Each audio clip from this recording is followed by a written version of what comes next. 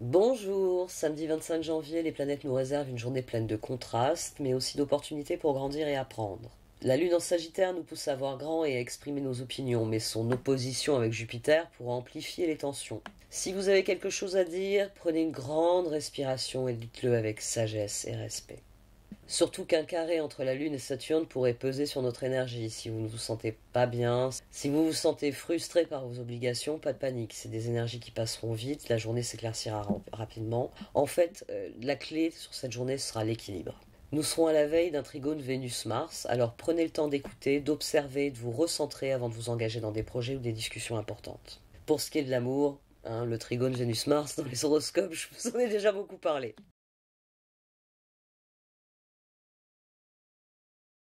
Voici donc le tirage du samedi 25 janvier.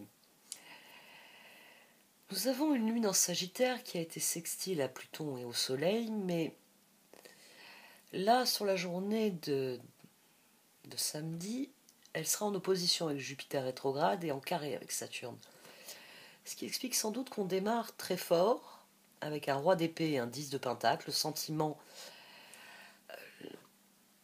le sentiment d'avoir accompli quelque chose. Ici, il y a le 6 de bâton qui a jailli. Je le relie plutôt aux amants et aux 6 d'épée, mais là, on a quelqu'un qui est satisfait des résultats. Oui, ici, on a quelqu'un qui est satisfait des résultats. À mon sens, on se lève plein d'énergie parce que on est satisfait des résultats de la veille. Sans doute quand il y a eu ce sextile avec le Pluton, avec ce sextile avec le Soleil, on est plus à l'aise avec les transformations, avec leurs conséquences, avec ce qui... 10 de Pentacle, il y a vraiment l'idée que c'est pas quelque chose qui a été promis, que c'est quelque chose qui est obtenu. Roi d'épée, 10 de Pentacle. Les deux cartes ont un poids réel. Et elles disent que quelque chose a été obtenu dont on est très satisfait. D'entrée de jeu. Et en fin de journée, on a une énergie qui est très différente puisqu'on a le 5 de coupe et le monde.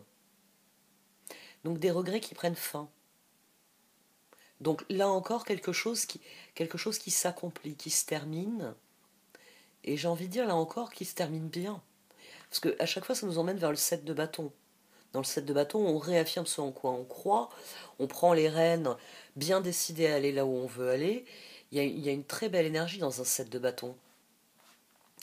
Donc on commence cette journée avec cette conscience de nos bons résultats, d'un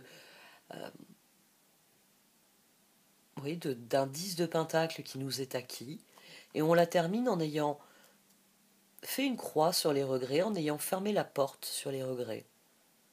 Peut-être parce qu'il y a ce sentiment de contentement aussi, donc à la fin de la journée, on a un sentiment similaire de contentement, c'est-à-dire j'ai plus besoin de regretter quoi que ce soit, tout va bien.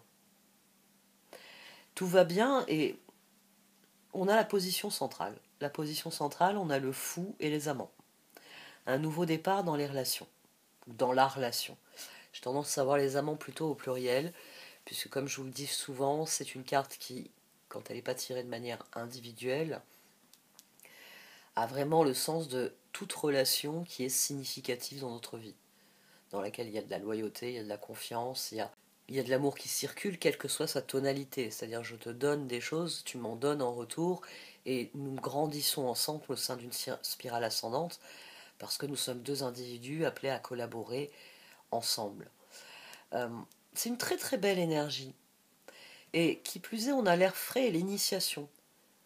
Donc là, il y a le démarrage de quelque chose que l'on vit avec les autres, et qui est donc assez différente de ces deux positions que je vois plus intérieures, plus personnelles, si vous préférez. On a aussi le 6 de bâton, le 9 de bâton et le 7 de coupe. Ça, c'est une très jolie position. Cette formulation-là, je ne sais pas si je l'avais déjà rencontrée. Utilisez vos victoires pour faire vos choix, pour obtenir de nouveaux choix. C'est une énergie qui est intéressante en raison de celle-ci.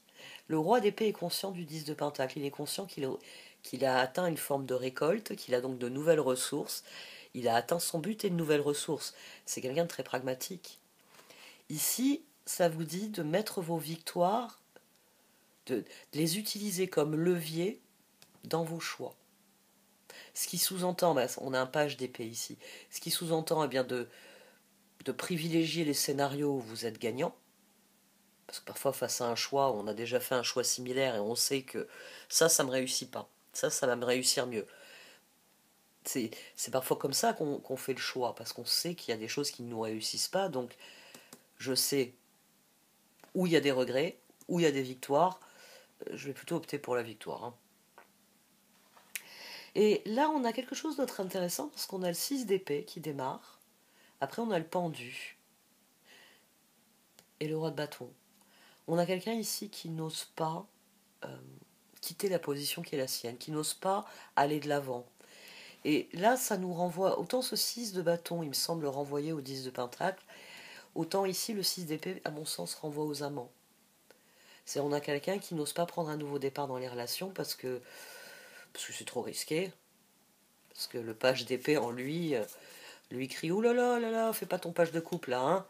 Tu sais bien que les relations c'est difficile, c'est compliqué, etc. » Donc, on a les cartes qui nous encouragent à utiliser nos victoires pour faire de nouveaux choix et à ne surtout pas attendre. Attendre en se disant ouh là là, oui, il y a un renouveau, mais peut-être pas tout de suite pour moi. Hein, on va attendre un peu, voir quelle gueule il a le renouveau. Non, c'est maintenant qu'il faut qu'il y ait ce renouveau parce que ce sentiment de concrétisation qu'on a ici, à mon sens, il se concrétise vraiment ici. Parce que 7 de bâton, après, le 5 de coupe et le monde disent qu'une page s'est tournée. Parce que toutes ces positions, elles vont dans le sens du 7 de bâton.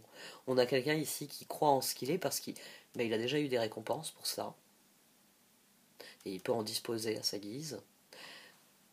Il utilise ses victoires pour déterminer les choix les plus intéressants qui s'offrent à lui. Il prend un nouveau départ dans ses relations parce qu'il a le sentiment que la nouvelle personne qu'il est doit s'inscrire de manière nouvelle dans ses relations. Airfray, initiation. Là, on a communication et demander. Ça aussi, c'est intéressant. Communication et demander. Dans les deux cas, il y a la notion d'échange. Communiquer vos besoins. C'est parfois une bonne façon de prendre un nouveau départ dans les relations. Je vais faire un petit point là-dessus. Ne perdez pas de vue que quand vous jetez un caillou dans une étendue d'eau, elle va faire des cercles autour. Il va y avoir des cercles. C'est-à-dire il va y avoir des remous du fait du caillou. Et comprenez bien que vous, la façon dont vous jetez le caillou va, on va dire, prédéfinir un certain nombre de ronds dans l'eau. Alors oui, s'il y a un canard qui passe à ce moment-là et que vous ne l'aviez pas vu arriver, il va casser la progression des ronds.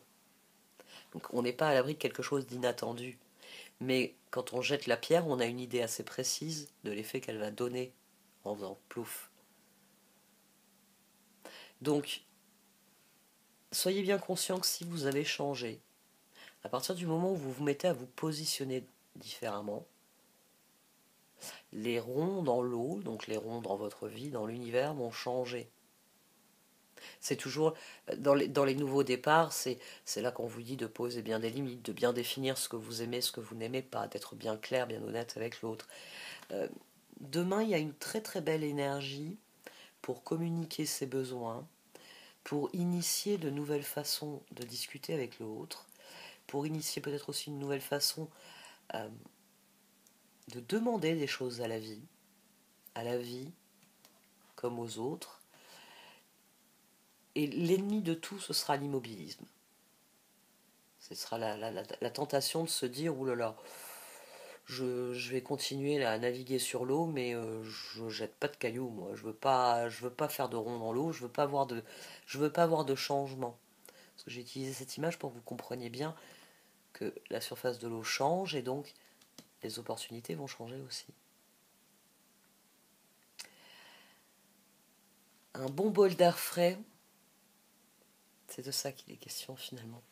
Le nouveau départ, on peut le résumer par un bon bol d'air frais. Ici, on a quelqu'un qui refuse de sortir de la pièce où il s'est enfermé dans la grande maison de la vie parce que justement c'est la grande maison de la vie, il y a un petit peu trop de gens qui circulent, un peu trop de coins que je connais pas, je prends pas de risques.